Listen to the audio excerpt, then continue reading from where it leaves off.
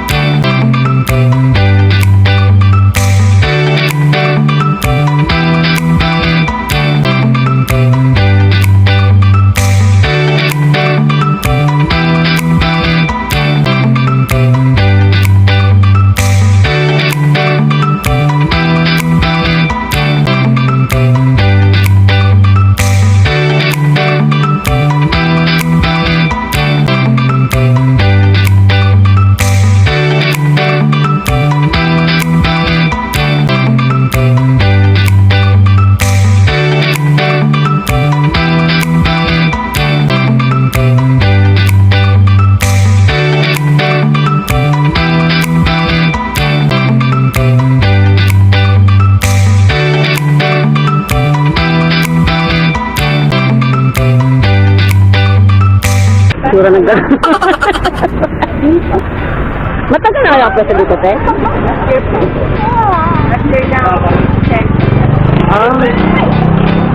May pangalan kayo dati?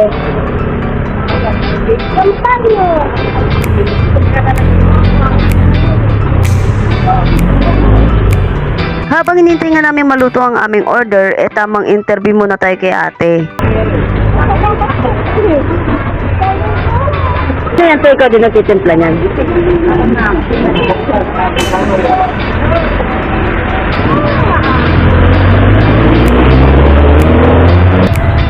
Ano yan?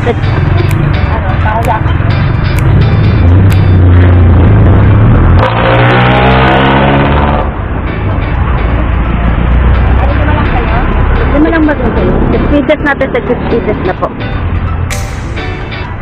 Tension na kasi ate. Yung naamoy. 55 65 pesos nga ang kanilang per order at 5 pieces nga ito. So ginawa namin 6 pieces, kaya naman ang total namin dito is 65 pesos. O di ba napakamura pero napakasulit, sobrang sarap din ito mga katrops.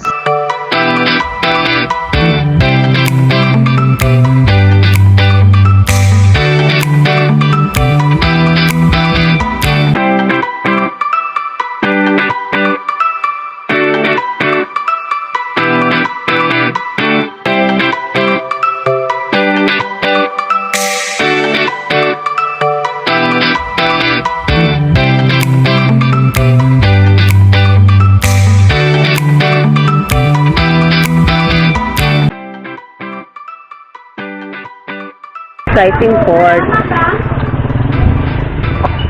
Ano nga ulit yan, Tel? Takoyaki. Ay, sorry po. Uy, mainit yan. Ha? Bangot. Ang bangot. Bangot? Bangot sa kanya. Buti hindi mo na ano yung mga flavor. Hindi ka nalinito. Okay. Ano pangalan niya? Una, takoyaki sauce. Tapos, pangalawa, ayan, sa takoyaki sauce na yan.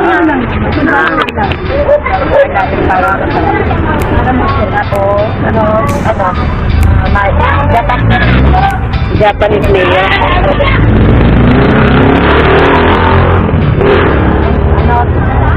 Ano yan, te? Ala? Anori. Ayan ko lang. Okay, dami ako. Hindi kakagusto. Spicy. Huwag mong tanong. Masabi ko din. Ano may makakang te? Meron. Para di ko meron. Ano yan, chicken?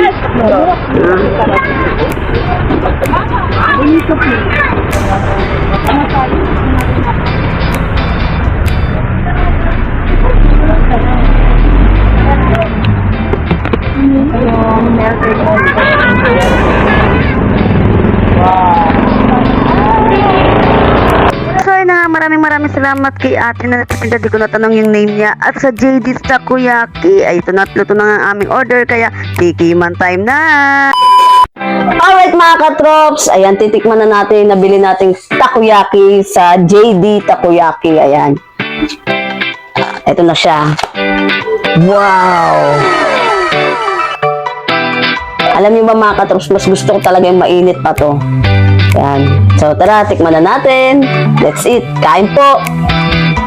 Yan. Pinalagyan namin siya ng spicy. Mainit-init pa siya. At talagang umuusok. Ang pinili nga pala namin flavor is octo with cheese and crab with cheese. Ayan. So, first bite.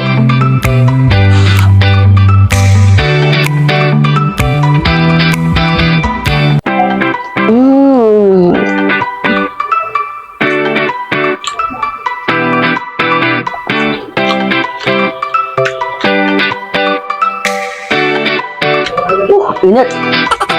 Napakasarap katrops. Alam mo ba mga katrops, ito yung takoyaki na natikman ko na hindi ako nauumay. Pero gustong gusto ko yung lasa niya. Napaka-sarap ng timpla niya. So yun, sa mga gustong tikman ang takoyaki, ang JD's Takoyaki, pumunta naman po kayo sa Phase 1. Tapat lang sila ng simbahan. And gabi lang yata sila open. Ayan. Kain po! Sarap, panalo. Yun lamang po!